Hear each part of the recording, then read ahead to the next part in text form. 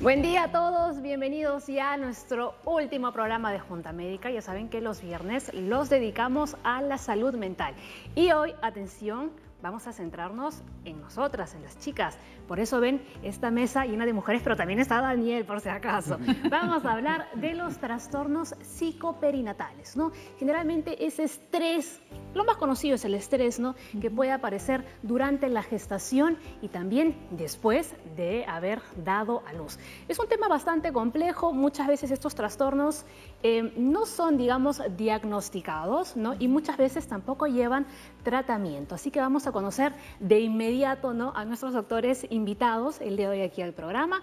La verdad que ya son varias caras conocidas, ¿no? Ya han venido al programa en repetidas ocasiones. Está María Luisa Rosaza, médica psicoterapeuta. Ella es médico, es psicoterapeuta y encima es mamá. Ajá. O sea que vamos a poder entenderlo mucho mejor, ¿cierto? Muy bien. También está María Caraza, psiquiatra del Instituto de Salud Mental Honorio Delgado Hideo Noguchi. Maribel Dextre, ginecóloga, muy importante su participación el día de hoy. Y por supuesto, Daniel Dreyfus, psicólogo clínico y presidente del Centro de Psicoterapia Psicoanalítica de Lima. ¿Los trastornos psicoperinatales son comunes? Son bastante frecuentes, pero están subdiagnosticados, ¿no? Sobre todo el tema de la ansiedad y de la depresión posparto. Si bien hay un periodo de 2 semanas luego de dar a luz en donde usualmente la mujer está un poco triste, ¿no?, ansiosa, y se soluciona espontáneamente a los 2 meses, a las 2 semanas, perdón, cuando persisten los síntomas y cuando aparecen después de estas 2 semanas, ya estamos hablando de una posible depresión posparto, ¿no? Generalmente se presenta en los 3 primeros meses e incluso hasta el año de haber dado a luz. Digamos que lo más frecuente es la depresión posparto más que una depresión durante la gestación en sí.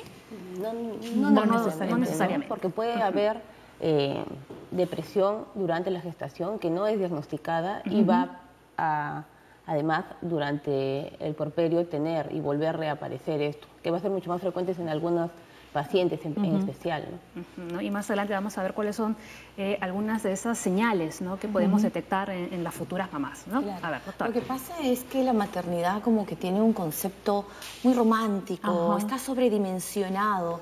Entonces cuando te embarazas ya vienes con un prejuicio de lo que va a ser un embarazo, que debe ser lindo, que debe ser perfecto, que vas a ser una excelente mamá. Y todas esas preocupaciones, todas esas tensiones se van acumulando si no la conversas con tu médico, no la conversas con tu entorno.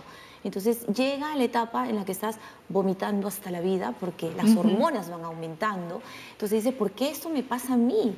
Si mi mamá me dijo, mi tía me dijo, mi amiga hizo un embarazo excelente. Entonces ya va, la autoestima te va bajando. Dices, entonces no soy una buena mujer para tener un embarazo. De repente no voy a ser una buena madre. Entonces todo eso se va acumulando. Y todos esos pensamientos, ¿no?, negativos van entrando dentro de nosotros. Entonces un embarazo puede ser lindo para algunas, pero puedes tener ciertas dificultades para otras, ¿no? ¿Esto puede afectar a los futuros bebés? No se puede afirmar una cosa tan categórica de todas maneras, porque imagínate la espada de Damocles que eso significaría. Eso depende de lo que vaya ocurriendo en la historia de ese bebé y en el entorno de esa diada madre-bebé. Ahora, a propósito de esto, de lo subdiagnosticado que está y de lo idealizado que es la maternidad, estaba pensando en mi hija cuando estaba embarazada. Hizo un blog que se llamaba Mamá Sarcástica, que justamente ella en todo el proceso publicaba montones de cosas respecto a esto con mucho humor. Pero ¿qué ocurre además? Ese embarazo es un embarazo planificado, fue deseado, hay un entorno que sostiene a esa mamá, que le está ocurriendo una revolución dentro de ella impresionante en pocas semanas. Ese bebé es deseado o no deseado, se sienten en una posibilidad de poder sostenerlo futuro. Hay tantas cosas que pueden jugar en el medio de la predisposición afectiva a todo el proceso que va a pasar, que puede afectar tremendamente el embarazo y luego, por supuesto, el tener ese bebito, esa cosita chiquita en las manos y asumir la responsabilidad de lo que implica. Y muchas mujeres no se sienten capaces, ¿no?, de decir que su embarazo realmente no fue lo tan fabuloso como se lo habían pintado, ¿no? Lo que dice o se sienten Maribel. culpables. Lo que siempre dice decían. Maribel, ¿no? De la idealización de un Exacto. embarazo maravilloso, que algunas personas lo tienen, pero realmente no otras- debería ser así, ¿no? o sea, no hay de deberías todo. cohibirte si realmente tu experiencia no ha sido buena. Depende mucho del entorno, porque yo he acompañado a algunos pacientes que han estado en terapia, por ejemplo, y se han embarazado y los he acompañado en algún momento del embarazo. Los comentarios, o sea, los comentarios de las mamás, propiamente de la mujer gestante, de la suegra, de las tías viejas, ¿no?, que tienden a olvidarse de las cosas negativas que les pasaron y todas cuentan, yo les digo, es que les da la amnesia, ¿no? Entonces hacen comentarios que realmente las marcan y las mortifican un montón, ¿no? Sí. Y yo creo que es importante también precisar que si es que una mujer tiene problemas de tipo depresivo durante la gestación, sí va a tener, o sea, hay estudios que demuestran que la madre va a descuidar muchísimo más su salud, su alimentación, va a tener menos controles prenatales y eso puede tener la consecuencia de que el niño va a tener menos peso al nacer, van a tener partos prematuros, entonces sí hay una consecuencia tangible, por lo cual debe ser diagnosticado, debe recibir un tratamiento si es el caso, para poder también evitar que esto pueda ocurrir, porque la depresión en sí es una enfermedad frecuente y recurrente, que va a volver a dar si no se recibe un buen tratamiento. Muy bien, enseguida continuamos conversando, pero antes tengo que darles estos datos. El embarazo y el puerperio pueden ser el detonante de manifestaciones psicológicas que van desde el estrés leve hasta trastornos psiquiátricos graves. El estado emocional de la madre influye en el desarrollo del feto, no solo a nivel fisiológico, sino también neurocomportamental. Abordar adecuadamente la salud mental durante el embarazo y el puerperio permitirá construir un vínculo sólido madre e hijo. Puerperio, se dice, ¿no? Puerperio. Sí, puerperio, está bien. Ok, muy bien. A ver, vamos a seguir avanzando con el tema. No les había hecho nuestro hashtag, importante, ¿no? Para que vayan enviando ya desde ahora todas sus consultas. Fíjense ustedes en esta mesa que tenemos hoy aquí en el programa. Depresión postparto, es el hashtag que pueden enviar, ya saben, todas las preguntas a las cuentas de Junta Médica, al Twitter y Facebook, y también van a ver ahí el teléfono, el 619-0670. Muy bien, a ver, vamos con más consultas. La depresión y la ansiedad no son cosas iguales, ¿no? O sea, no son lo mismo. Atención. No. Uno puede tener ansiedad por las cosas diferentes, nuevas que se van a presentar, que muchas veces eso es un impulso para mejorarlas y seguir adelante, pero ya la depresión es una enfermedad y es una enfermedad que requiere un tratamiento, que puede ser un tratamiento a base medicamentoso o un tratamiento psicológico dependiendo de los grados. Ahora, o una combinación. O una combinación de los dos, ¿no? Y otra cosa es que, como hablábamos de que llegamos a un embarazo, tenemos que ver lo previo. O sea, yo como ginecóloga tengo que preguntar cuáles son los antecedentes, no solamente de salud física de esa paciente, o sea, si tiene diabetes, si tiene hipertensión, no, si ha tenido alguna vez desórdenes alimenticios, que eso de ahí influye mucho para que haya una depresión, una ansiedad, que tenga crisis de nervios. Entonces, como médicos, cuando tú haces un interrogatorio, puedes identificar qué factores de riesgo tiene esta paciente para poder desarrollar una depresión prenatal o postnatal. Cuando nosotros ya dimos a luz la depresión postnatal, que es de la que más se habla, de la que más se escribe, puede inclusive en algunos casos ser tan severa que puede haber un intento de suicidio o que puede haber infanticidios. Entonces, no digamos libremente, alegremente, esa mujer está loca y por eso atentó contra su bebé, contra la vida de su bebé. No, esa paciente te estuvo diciendo ayúdame, auxilio, y no le hicimos caso. No le hicimos caso no solamente como médicos, sino como sociedad. Y esta paciente puede atentar contra su vida y contra la vida de su bebé, que es lo más severo, ¿no? Muy bien. Por eso es importante hacer un buen diagnóstico e inclusive involucrar a la familia, a la pareja en el proceso del embarazo, ¿no? No solamente es la mamá, no solamente es el bebé, ¿no? Sino es un tema familiar que se ha dejado bastante de lado, ¿no? Los bebés nacían dentro de una tribu, ¿no? En donde habían las mamás soportadas por las abuelas, las figuras. Cada sociedad tenía una forma de recibir al niño, ¿no? Entonces, eso se ha ido perdiendo, haciéndonos, viviendo en una sociedad tan individualizada, pero hay que recuperarlo de alguna manera, ¿no? Exacto. Así es. Daniel, María. Es importante también, como comentábamos ya, la tristeza, que la podemos sentir todos en algún momento, es algo normal. Pero ya si hablamos de una tristeza invalidante, que no me va a permitir funcionar de la misma forma, que va a hacer que la tenga la mayor parte de mi día, que sea por un periodo prolongado, eso ya no es normal. Eso ya es una depresión. Entonces todos los sistemas de salud, todo nuestro sistema debe estar capacitado para poder hacer un diagnóstico y derivar, si es que no se puede dar el tratamiento, ir derivando para poder solucionar el problema, ¿no? Y el tema es que no es simplemente decirle a esta señora o a esta señorita, ya va a pasar. Pon de tu parte. Pon de tu parte. Y ese tipo de cosas terriblemente, personalmente las considero un insulto. De verdad que eso es lo peor que uno puede hacer cuando alguien tiene, ¿no?, un problema de no, ese tipo. por Dios. Pon de tu parte. Sí, o sea, como si realmente estuviera en ella la posibilidad de recuperarse, y no es así. Lamentablemente, y además se comete a veces el error de convocar a familiares que puedan apoyar o decir la familia tiene que apoyar, pero a veces tampoco la familia está en condiciones sí, claro, de dar ese apoyo. Y se trata de una persona que está pasando por un embarazo que a veces ni siquiera es deseado, muy sola, muy sola. Entonces, ¿cómo puede sentirse? Cuando en realidad lo que está ocurriendo adentro de ese cuerpo y con toda la persona entera requiere pues todo un entorno que pueda hacer que esta persona pueda vivir todo ese periodo con tranquilidad, sobre todo con tranquilidad, sentirse de alguna manera que puede concentrarse plenamente en sí. Es muy interesante esto, ¿sabe que muchas veces la maestra del hijo mayor sabe antes que la madre de ese hijo mayor que la señora está embarazada? Por los cambios en la Por los cambios en la actitud del hijo mayor, que siente que hay algo en el vínculo, los afectos, eso es a un nivel totalmente inconsciente, imperceptible. Algo está cambiando en la mamá y el mayorcito empieza a alterarse. La maestra empieza a notar que este niñito está cambiando, problemas de conducta. Va y le pregunta a la señora, ¿no estará embarazada? Yo, no. O sea, hace una semana después, eso, ¿no? ¿No?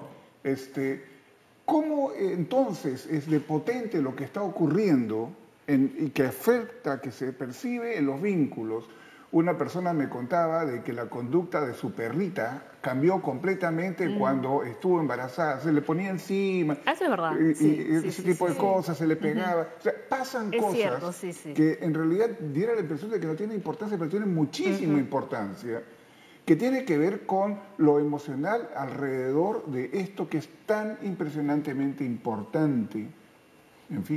Muy importante es también que tenga la madre un tiempo para poder hacer el proceso, ¿no? Mucho ahora las madres trabajan y no tienen tiempo para empezar a aceptar y cambiar la experiencia de ser yo a ser madre y a aceptar todo el proceso que eso involucra y todos los cambios que involucra en mi vida como persona, en mi vida como familia, si es que tengo una familia. Es verdad. Entonces, esto es bien importante. Claro. Otra cosa importante es que tratemos de balancear esto, ¿no? O sea, tenemos que trabajar porque tenemos que comprar cosas para nuestro hijo, tenemos que pagar los estudios para nuestro hijo y tenemos que sustentar a toda una familia. Ahora cada vez más somos las mujeres que no solamente estamos en el entorno familiar, en el entorno del hogar, sino que tenemos que ser profesionales, tenemos que trabajar, tenemos que hacer muchas cosas más. Entonces tratemos de buscar un balance en esto, ¿no? Muy bien. ¿Qué tal inicio de programa? Muy bien, doctores. Felicitaciones. Nos queda todavía mucho por delante, así que hacemos una primera pausa. Ya venimos con mucha más información para ustedes.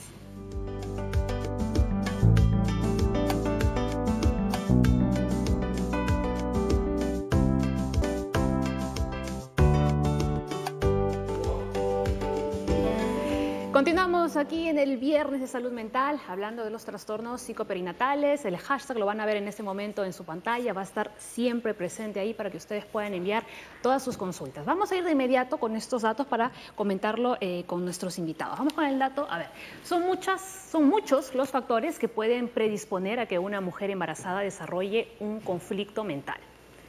Hay personas que son genéticamente más vulnerables al estrés. Algunas mujeres podrían ser más propensas a desarrollar depresión mayor en el posparto. Esto es cierto, ¿no? Así es, sí.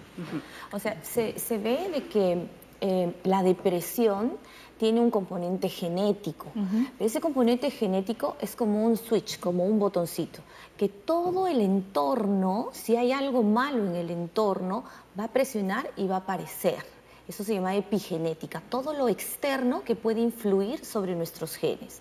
Otra cosa importante de saber para todas las mujeres que están embarazadas es que si tú estás bajo mucha situación de estrés, en tu cuerpo va aumentando el cortisol, que es una sustancia que normalmente se eleva, que nos ayuda a salir de estos factores de estrés, pero cuando estos están demasiado altos, demasiado cortisol, pasa a través de la placenta y es neurotóxico, es decir, puede hacer daño a las neuronas de tu bebé. Entonces se ha visto que mujeres que antes de quedar embarazadas o durante o en el posparto tienen depresión, este cortisol pudo afectar el cerebro de sus hijos y hay mayor predisposición de estos pequeños a hacer déficit de atención, a tener problemas emocionales en el futuro y también de sufrir depresión. ¿Esto ya está comprobado? ¿Están ustedes de acuerdo? Ya tenemos estudios en los que se dice esto, ¿no?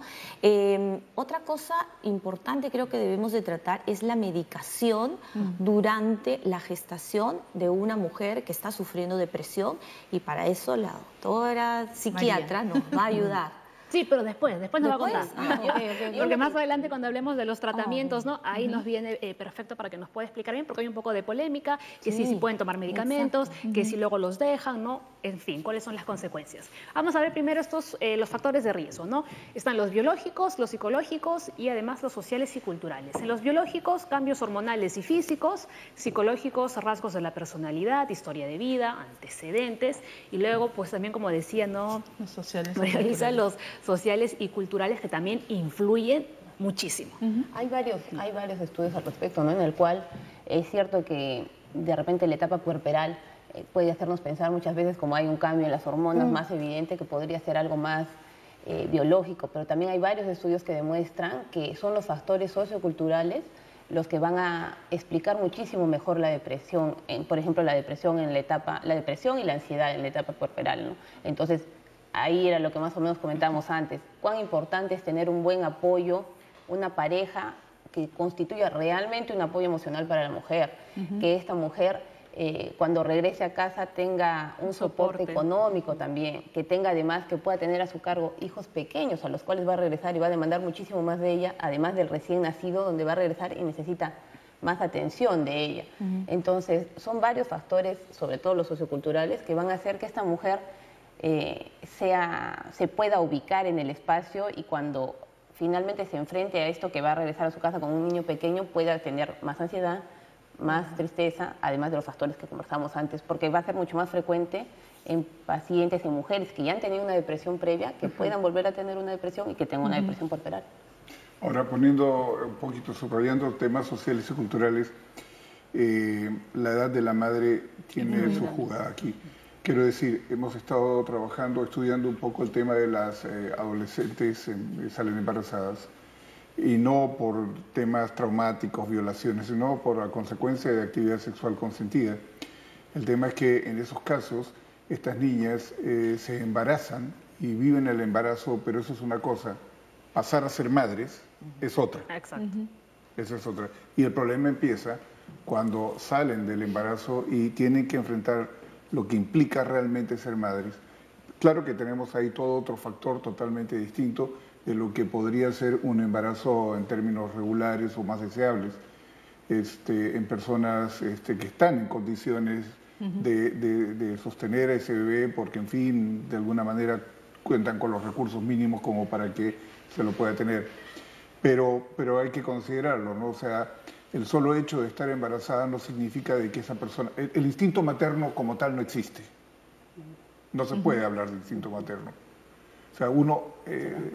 claro. Se va formando. Sí, hay una serie de cosas que, claro, de orden cultural, esa es otra cosa que social. nos inculcan desde que somos pequeñitas, Por favor, ¿no? O sea, y realmente no es así.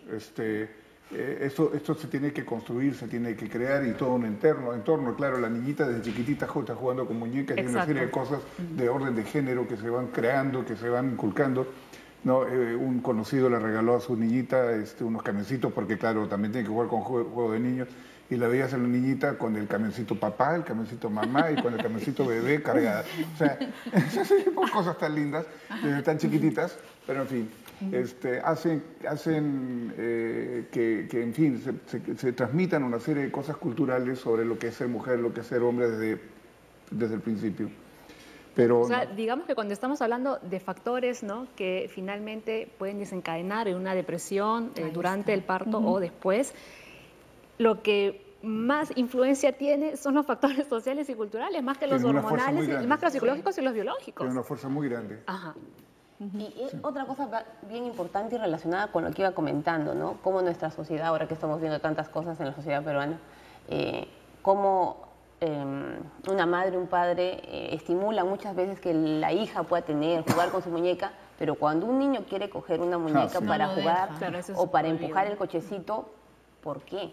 Entonces, nosotros tenemos que estimular que sea así, porque eso finalmente nos va a garantizar que este padre, cuando llegue a ser padre en algún momento si lo decide, puede tener y brindar ese apoyo que justamente va a necesitar esta madre para poder pero cuando tener son niños, soporte. como que la sociedad no lo ve así, ¿no? Exacto. O sea, lo lleva por otro lado. No, lo que tiene que quedar muy claro es que solo hay dos cosas que los hombres no podemos hacer. Dos cosas.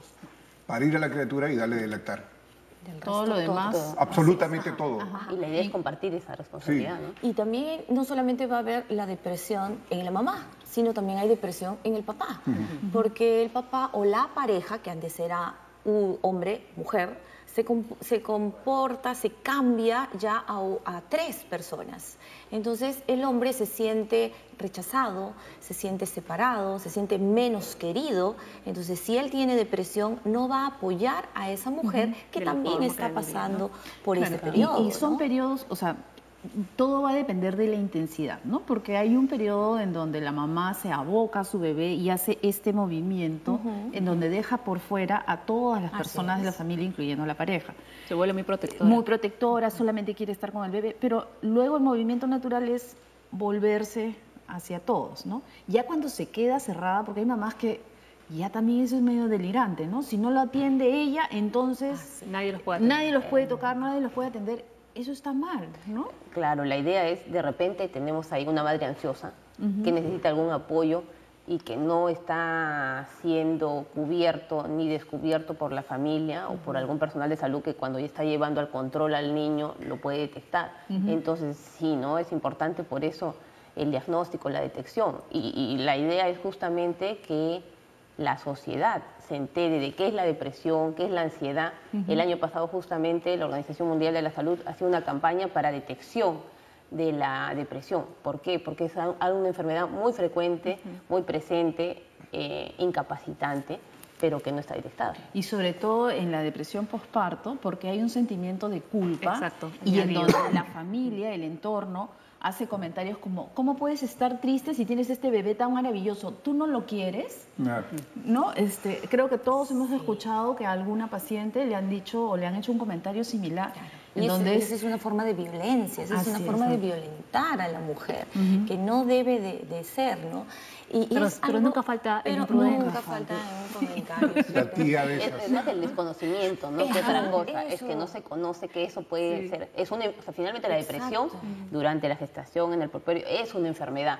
Y yo no le puedo pedir a alguien que tiene gripe que no haga fiebre, o a alguien que tiene neumonía que no tosa, porque es parte de los síntomas y yo lo reconozco, la sociedad lo reconoce.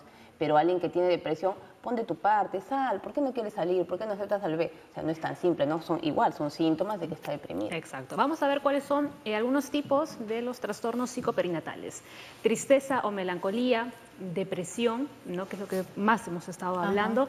Aquí viene un asunto ya más complicado, la psicosis posparto. Sí se puede presentar, felizmente es rara, ¿no? O sea, no es tan frecuente. La psicosis, justamente hoy día estaba leyendo de la Organización Americana de Ginecólogos, han mandado un reporte, que hay un 4% de psicosis posparto de las mujeres que pueden llegar al suicidio y 5% de las mujeres que hacen psicosis postparto que pueden llegar a atentar contra la vida de sus bebés. Entonces la psicosis es 4 a 5% de prevalencia, entonces tampoco es una enfermedad, lo que pasa es que no la diagnosticamos, no la sabemos diagnosticar o no sabemos los que estamos en salud derivar al especialista, ¿no? Como bien has dicho, hay estigmas de la sociedad que dicen, no, eso te va a pasar, eso es por la leche, eso es porque no duermes bien, y estamos subdiagnosticando enfermedades mentales. Desde tu especialidad, ¿tú puedes detectar, por ejemplo, sí, que una mamá pueda tener psicosis? La ventaja que tenemos los ginecólogos es que estamos los 9 meses... Claro, en contacto permanente. En contacto permanente, y no solamente así, sino por el WhatsApp. Ahora que todas se consultan por WhatsApp. Entonces estamos muy conectadas con la paciente. Y si tú la ves, le puedes decir, a ti te está pasando algo, tú no estás bien, y ahí te empiezan a comentar. Y si se diagnostica, y tú como médico, como personal de salud, ves algo de lo que estamos hablando, inmediatamente hay que hacer la derivación al especialista, ¿no? Ahora, sería bueno que diferenciemos bien para que quede claro, aunque ya lo había estado haciendo la doctora, ¿no? Entre tristeza o melancolía y la depresión, ¿no? Decíamos que si una persona está triste permanentemente, ya podríamos hablar de depresión, ¿no? Ahora, en la primera semana después del parto va a ser normal que la madre y hasta el 50% de las puérperas, 50-60% de las puérperas pueden llegar a tener esta tristeza, ¿no?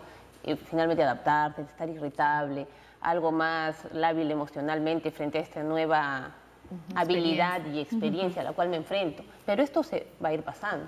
Cuando ya tenemos una tristeza, que es la mayor parte del día, la mayor parte de mi día, me siento abrumada, y ya no me permite hacer mis actividades por más de 2 semanas, que generalmente esta experiencia se presenta después, entre los 3, 6 meses después del parto. Entonces esto ya constituye un problema, y esto no se va a solucionar con que ponga de mi parte, ni que me saquen a pasear a dar más vueltas, o que venga probablemente más familia. Va a ser importante el apoyo de la familia sin duda, pero necesita otra intervención esta madre para que finalmente ella pueda mejorar de esta enfermedad que es la depresión, y finalmente no corran los riesgos que puede correr el niño. Y si han habido antecedentes de depresión, es más frecuente. Es más frecuente que haya una depresión postparto. Por lo tanto, si la mujer que ha tenido un evento depresivo y está embarazada, así como saca cita con el ginecólogo, debe ir donde la psiquiatra para que la evalúe y vea si es que va a necesitar medicación estando embarazada o inmediatamente después de haber dado a luz, para prevenir un siguiente caso, ¿no? O sea, cada caso es individual, pero hay que estar atentos, ¿no? No hay que esperar, y eso es algo que siempre yo me quejo de que cuando llegan a nosotros, que vemos la parte de la salud mental, ya vienen pues complicadas, ¿no? Y si hubiéramos podido intervenir 2 meses antes, 3 meses antes, de repente no hubiera necesitado medicación, porque con un acompañamiento psicoterapéutico hubiera sido suficiente. Exacto, ¿no? Pero vienen es como que postergan, y cuando nos llegan es como que, ay, no, Pero ahí, como dice Maribel, ¿no? Ahí eso también, ¿no? La maña del ginecólogo o ginecóloga, que son los que están en mayor contacto, digamos, ¿no? Con Por eso es importante que las pacientes gestantes sean vistas por un médico, porque el médico tiene una amplia visión, una formación de muchos años más que cualquier otra carrera de salud. Muy bien. Daniel, nos hemos olvidado de ti. Después de la pausa, venimos con tu comentario. Ya regresamos.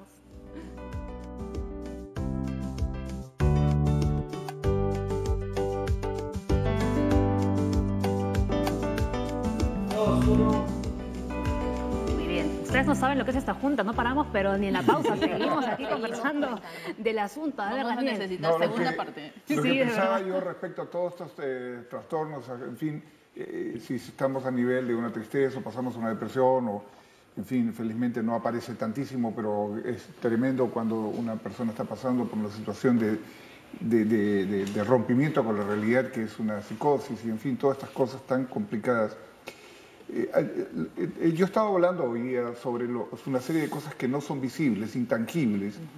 Entonces, aquí lo que tenemos que pensar es un poco, esta personita que acaba de nacer, este bebé, o este bebé que va a nacer, ¿qué significa en la cabeza de esta mamá? ¿Qué sentido tiene para ella ese bebé? ¿Qué va a significar? ¿Qué cosas va a ocupar? ¿Qué cosas va a llenar? ¿Qué cosas, qué tipo de necesidades va a satisfacer? En fin, hay una serie de razones por las cuales ese bebé nace como una especie de mito que lo acompaña mucho antes incluso de que fuera incluso concebido. O sea, desde la elección del nombre. Por ejemplo, ¿no? El nombre que va a tener, el sexo que me gustaría que tenga y cosas por el estilo, con una cantidad de fantasías que... Y que hoy en día ya se puede hasta elegir incluso. ¿Perdón? Y que hoy en día ya se puede hasta elegir el con tratamiento, ¿no? Ajá. Sí, pero al margen de eso, ¿no? Agreguemos el hecho de que actualmente en ciertos niveles sociales, en fin, con ciertas capacidades económicas, saber el sexo que tienes, esto ya es rápido, pero poder mirarlos en ecografías 3D y cosas por el estilo, donde ya hay un contacto muy concreto con ese bebé antes de que nazca, ¿no? Ya tienes la foto del bebé, lo ves, la carita, lo único que falta es que te diga hola. O sea... Hasta parecidos. No, le empiezan a encontrar parecidos al feto, o sea, ¿no? O sea, ese tipo de cosas, ¿no? Entonces, hay una serie de cosas que por un lado han cambiado, en fin, ya no es un misterio si será niña, si era niño y esas cosas. Sabemos con anticipación, gracias a los trabajos que hacen, ¿no? Los ginecólogos, que si ya viene bien o viene con alguna cosita de la cual hay que preocuparse. La posibilidad incluso hacer intervenciones durante el embarazo, ¿no? O sea, ¿no? Cirugía fetal. Claro, qué espectáculo, ¿no? O sea, pero de todas maneras hay algo en la cabecita de esa mamá, hay algo en la cabecita de la pareja, de la familia, que da un sentido a ese bebé que viene, que tiene un sentido, que en algunos casos va a favorecer el crecimiento y la independencia y la autonomía de ese ser humano con el derecho que tiene, y otras cosas lo va a atar a una historia. Que no le hace ninguna gracia. Sí, sí.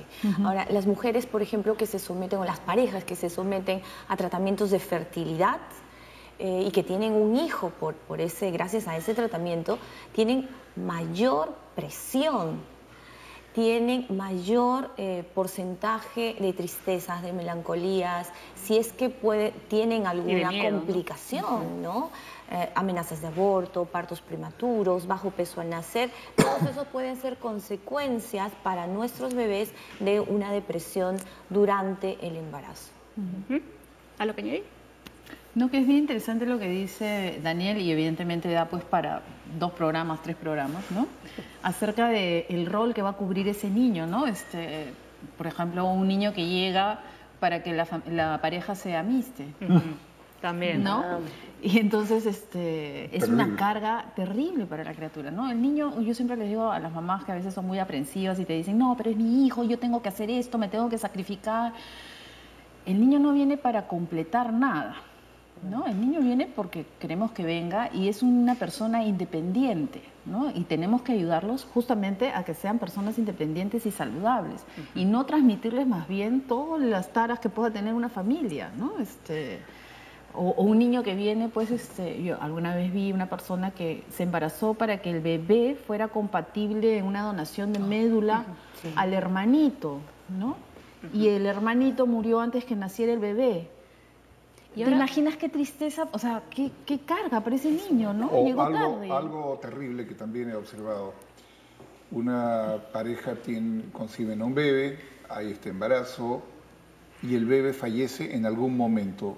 Es un embarazo no logrado o muere durante el parto o pocos días después del nacimiento. En todo caso, siempre una tragedia.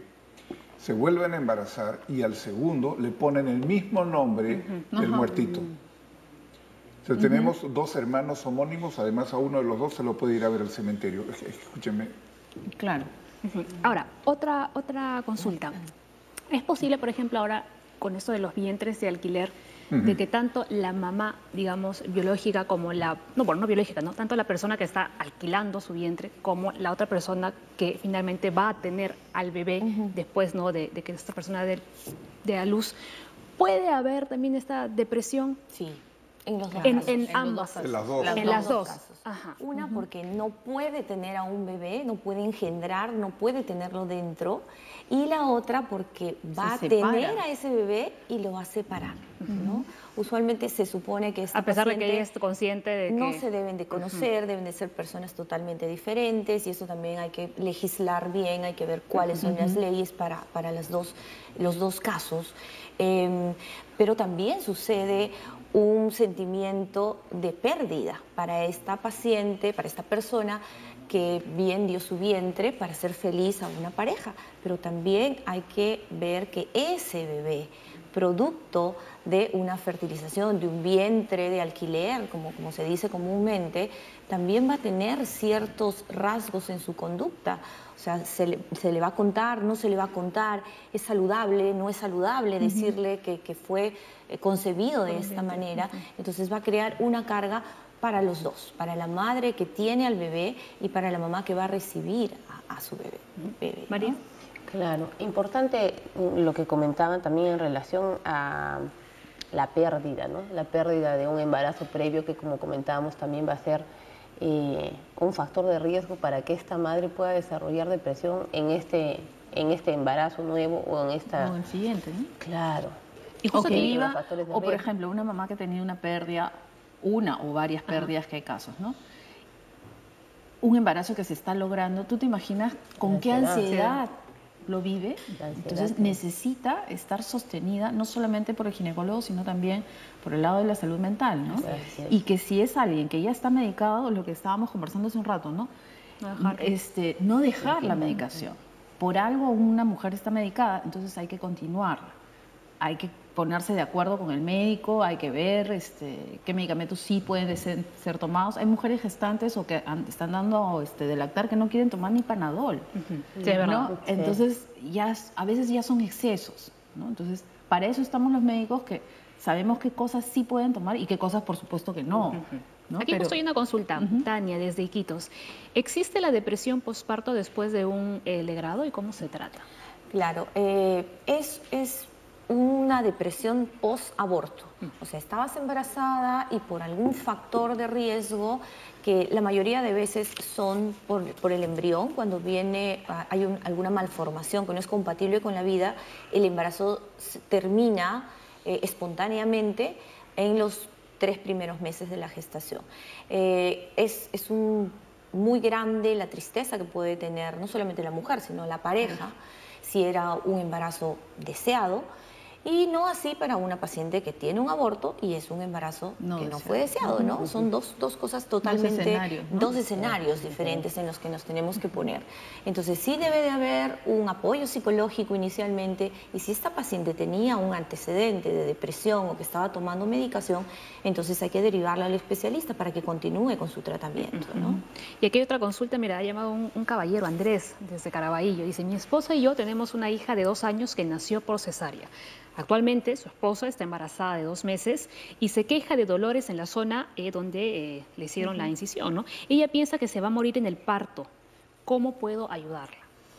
Claro, todas las mujeres, tengan o no tengan depresión, un antecedente de una enfermedad de este tipo, tenemos esos miedos.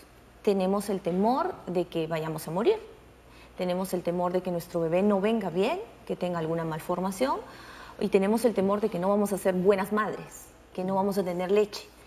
Esa ansiedad que nos da inclusive puede disminuir la cantidad de lactancia, o sea, hace que no nos sintamos seguras con nosotros mismas, que no nos sintamos empoderadas con nosotras mismas, y la producción de leche va a ser mínima, entonces no vamos a poder dar de lactar a nuestro bebé. Ese temor es común a todas las mujeres y común también a algunos hombres que tienen mucha empatía con sus esposas, o son embarazos que lo están queriendo y están luchando porque sea así, ¿no? Entonces sí puede haber cierto grado de temores en nosotras las mujeres. Ahora, cuando estos temores se desbordan, cuando estos temores ya ocupan las 24 horas de nuestra vida, ya no está bien, entonces ya hay que dar una medicación. Pero acá pareciera que está preguntando si la cicatriz, por ejemplo, puede causar malestar, dolor. Sí, claro. Se puede abrir, si la van a volver a operar. Eso es lo que recomendamos, por ejemplo, a una mujer cuando tiene una cesárea. sea por las indicaciones obstétricas que sean, que no se embarace dentro de los siguientes 2 años. No se debe de embarazar durante los siguientes 2 años, no solamente porque puede haber alguna complicación con la herida en sí, sino porque tus huesos, tu cuerpo y tu bebé que está pequeñito, que recién diste a luz, tiene que llegar hasta una cierta edad, que ya lo destetes, que ya sea un poco más independiente de ti, para que recién puedas embarazarte y tener toda la energía necesaria para tener a un nuevo bebé. Entonces sí puede haber complicaciones cuando hay un dolor intenso en la zona de la herida operatoria. Tienes que acudir a tu médico porque puede haber en algunas pacientes ciertos grados de apertura de esa cicatriz interna y puede ser una emergencia, ¿no? Entonces sí, si tiene dolor tu esposa, llévala de inmediato a que le evalúen. Ahora, otro asunto que también genera estrés, ansiedad, molestia, nervios, ¿no? en las mamás, es cuando justamente no tienen leche. Sí, ¿no? Y sienten que si no les dan de lactar o si no les dan lactancia exclusiva materna a sus hijos, se va a caer el mundo. ¿no? Pero como también lo comentaba, ¿no? O sea, la hormona del estrés está directamente relacionada, ¿no?, con la prolactina. Entonces, a más estrés, menos prolactina. Y si yo lo pongo menos para que chupe, que es el estímulo primario para que se produzca leche, entonces no voy a tener leche. Entonces, mientras más me preocupo, menos lo pongo, menos leche voy a tener. Entonces, independientemente de si tomo agua, tomo hinojo, tomo cola de caballo, no importa. Lo importante es estar hidratada y dentro de lo posible relajada. Contenta, ¿no? O sea, la lactancia materna exclusiva es lo ideal. No hay mejor alimento para un ser humano que la leche de su mamá. Sin embargo, tampoco es el fin del mundo si haces una complementación, ¿no? O sea, sí, lo ideal, como hemos dicho, es la lactancia materna. No te cuesta. Va a crecer el vínculo que tienes tú con tu bebé, el contacto piel a piel. No vas a dar, por favor, no den de lactar con su polar. No, tú tienes que estar con el torso desnudo y tu bebé aquí, en esta posición. Y la succión es lo principal. El llanto de tu bebé estimula. El olor de tu bebé también estimula para la lactancia. Entonces tienes que estar relajada, tienes que estar tranquila. Olvídate de esto que te dicen, yo tenía un montón de leche, tenía para regalar leche. No. Todos resultan que han sido vacas lecheras y no y en verdad no ha sido así. Y en verdad no ha sido así. Lo que pasa es que, como tú dices, tienen amnesia, ¿no? Se van olvidando. Pero sí, tienes que estar completamente tranquila. A veces uno dice, pero me presiono y no sale nada. O sea, eso nada para ti es lo suficiente para tu bebé. Porque a la primera semana, el estómago de tu bebé, la capacidad de tu bebé es así. Luego va a ir subiendo y va a ir lactando más. Por eso ves que al inicio solamente te salen unas gotitas y después vas a tener los senos que ya vas a tener que sacar. Y ahí ayuda el pediatra, ¿no? Porque si te dice, está en su curva de crecimiento, entonces y no te está bien, ¿no? No te estreses, no te preocupes. Claro, y de repente también prepararse para las madres, como estábamos comentando, ¿no? Ahora las madres tenemos el periodo después de que nacen nuestros hijos. Ahora se ha empleado a 98 días, pero después regresamos a trabajar. Entonces, prepararse, sacarse leche, ya ir preparando y habituando al niño a que ya poder recibir la lactancia materna, pero de repente desde algún dispositivo artificial, porque no voy a estar siempre ahí, pero pues, mientras yo siga sacando la leche igual, va a seguir produciendo. Y hay que hacer nuestro banco de leche, ¿no? Sí, claro. Dejar nuestra leche en la refrigeradora, se calienta en baño María y se le da al bebé. No biberones, por favor. Se le da al bebé en tacita o en cucharitas. Y aquí hablando de banco de leche, ustedes sabían que en la maternidad de Lima existe un banco de leche, pero como decía María Luisa, no cualquiera puede ir, ¿no? A solicitar leche, ¿no? Solamente para los que han dado a luz allí. Para sus niños. Perfecto. Vamos a conocer más, ¿no?, con este informe elaborado por el Ministerio de Salud.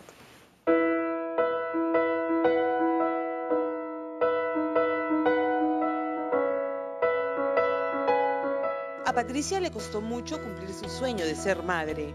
Ella se sometió a un tratamiento de fertilidad y prometió que al alcanzar la ansiada maternidad, donaría leche materna a bebés que lo necesitaran. Una vez que lo logró, se enteró que en el banco de leche del Instituto Materno Perinatal existe un programa de donación y recojo de leche materna a domicilio.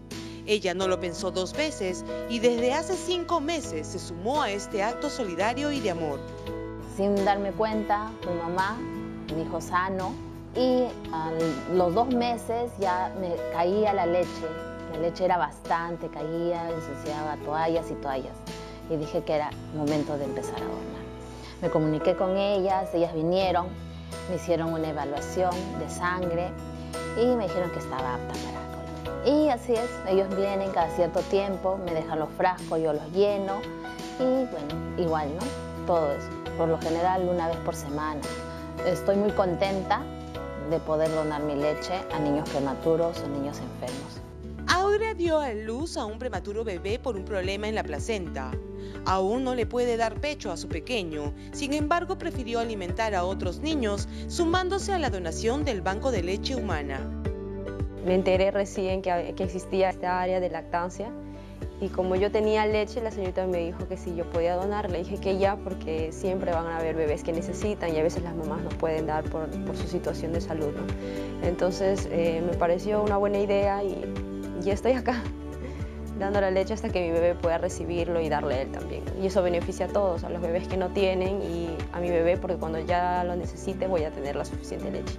Eso es un acto de amor, porque de todas las mamás sabemos que el tener un bebé es algo que te emociona y por más que no sea el tuyo, siempre vas a querer darlo. Es algo que te nace nada más. Este es el primer banco de leche del Ministerio de Salud y tiene 8 años de exitosa labor, periodo en el que logró salvar la vida de cientos de niños prematuros gracias a la alimentación con leche materna segura. Esta unidad salvadora, que proporciona diariamente leche materna a 80 bebés prematuros, funciona primero recolectando la leche cruda. Pasa por un proceso y pasteurización, el cual se estandariza en frascos de 250 mililitros. Y finalmente, se toman muestras para mandarlas a microbiología a fin de asegurarse de que la leche esté apta para el consumo de los bebés. En el mes de la lactancia materna, te invitamos a que seas parte de las donantes de leche. Solo comunícate al 328-8188. Recuerda que el Banco de Leche espera tu donación. Contribuyamos a donar para nutrir al futuro del país.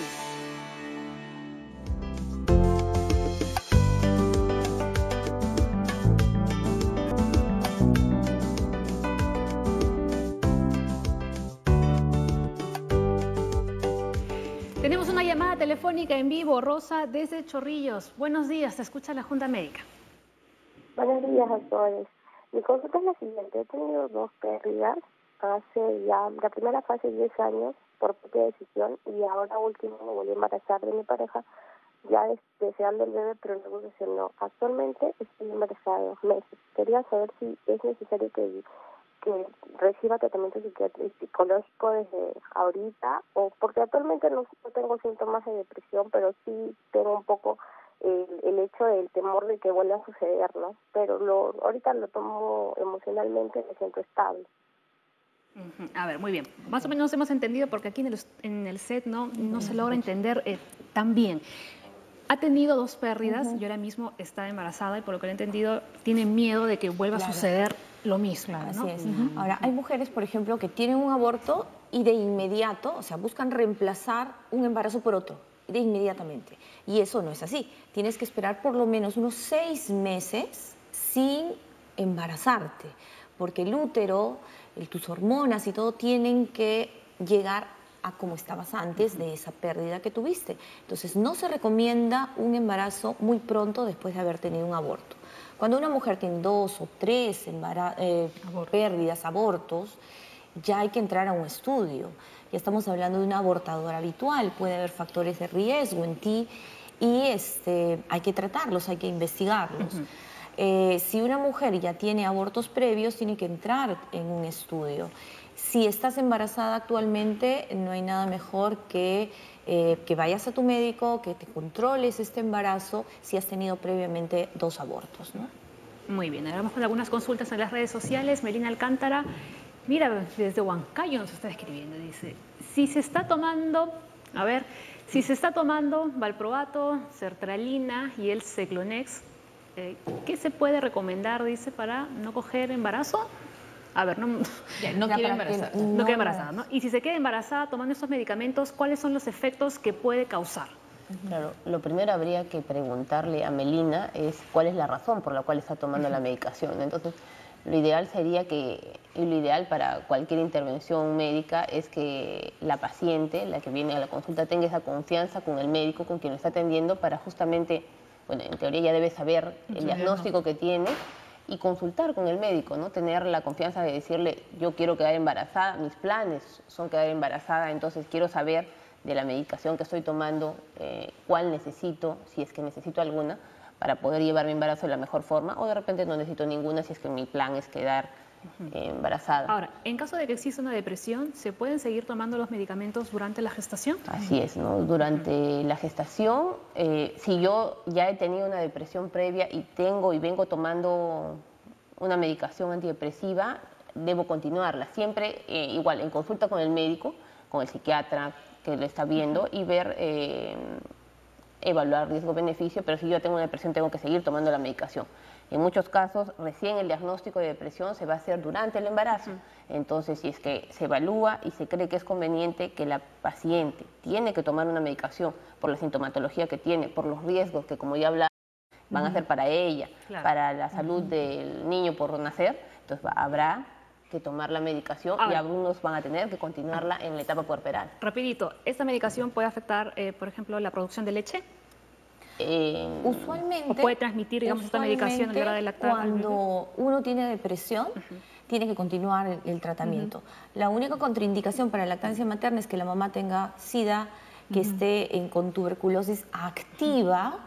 Inclusive en esos casos se puede poner un tapaboca para poder darle de lactar, o esté con un tratamiento oncológico, pero de ahí el resto puede seguir dando de lactar. No es que esos medicamentos van a pasar al bebé. Pueden pasar en pequeñas cantidades, pueden pasar, y hay que decírselo al pediatra. Y hay algunos que sí están, bueno, no aprobados por la FDA, como hablábamos, pero que por uso y hemos visto en la práctica que no causan daño al bebé, ¿no? Y hay que ser muy cudadosos. Hay que ver riesgo-beneficios, ¿no? O sea, si tengo una mamá que está medicada y yo por temor de que le vaya a pasar algo al bebé se la quito, imagínese, esa paciente se puede suicidar. Exacto. Y en eso, hacerle caso al doctor y no a la tía, a la abuelita, a la vecina ni a las amigas. Como a veces se hace, ¿verdad? Porque van a la consulta, después van al control y no han tomado porque la vecina le dijo que era dañino. ¿no? Entonces... A veces yo les digo a mis pacientes, no les cuentes que estás tomando este medicamento, esto queda entre nosotras. Si me permiten, y quiero salirme levemente del tema porque leí una de las preguntas que venía ahí, estamos sobre el tiempo, lo sé, rapidito. Hay una persona que está consultando de que su niña es muy tímida, pero cuenta varios incidentes durante el embarazo, que ella salió embarazada a los 21 años, leí todo lo que estaba ahí en pantalla. Y que luego hubo un incidente durante el embarazo y si eso tenía, claro, y no fue un embarazo planificado ni nada, si eso tenía que ver con la actitud de la niñita actualmente. Los incidentes en sí mismos no, o sea, que saliera embarazada y que hubiera un incidente agresivo en su entorno, no. Lo que ocurre es que esta niñita que fue concebida en un momento no pensado, sigue en estos momentos recibiendo una serie de estímulos que probablemente no sean los más positivos y los más estimulantes en su vida. Hay que considerar ese tipo de cosas, además de todas estas cuestiones. Doctores, 10 en punto de la mañana, como siempre, nos queda súper pequeño el programa, así que vamos a hacer parte 2, yo creo que hasta parte 3, ¿no, María Luisa? Porque el tema da para largo. Muchísimas gracias. El lunes a las 9 en punto, más Junta Médica, como siempre, se quedan con la programación de TM Perú. Buen fin de semana a todos.